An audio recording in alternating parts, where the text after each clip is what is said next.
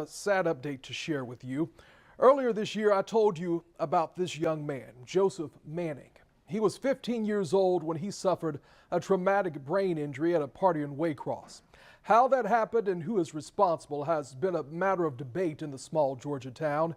Tuesday night, he passed away at the age of 20. Tonight, his mother sent me a video message. Tell Mr. Anthony, who is your favorite Florida Gator of all time? Tim Tebow? Joseph Manning was your typical country boy. He loved football, riding dirt bikes, and hunting. This video taken just 6 days before his death, singing along to a country music song. I know so many of you fell in love with him over the past 5 years and his traumatic brain injury, and he was a gift. His mother, Tatum Thrift Walker, says his brain injury contributed to his death. Since 2019, Joseph spent years trying to recover from his injuries in and out of the hospital, and during that time, his family was on the sidelines fighting for him.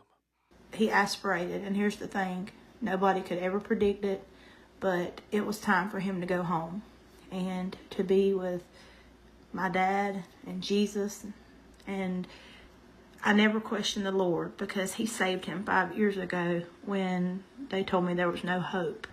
Walker says Joseph, who was a teenager at the time, fell off the top of a two-story barn around midnight on January 1st of 2019 during a New Year's Eve party.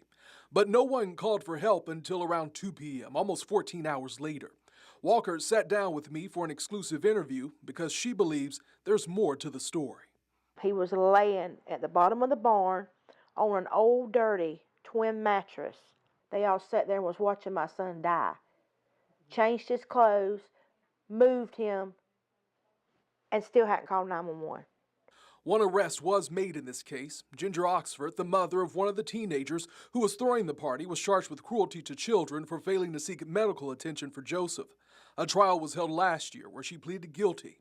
She's currently serving in prison and won't be released until 2026. Joseph was my life, but I promise you his legacy will live on. Thank you guys so much, and I love each and every one of you, and it will always be Joseph Strong.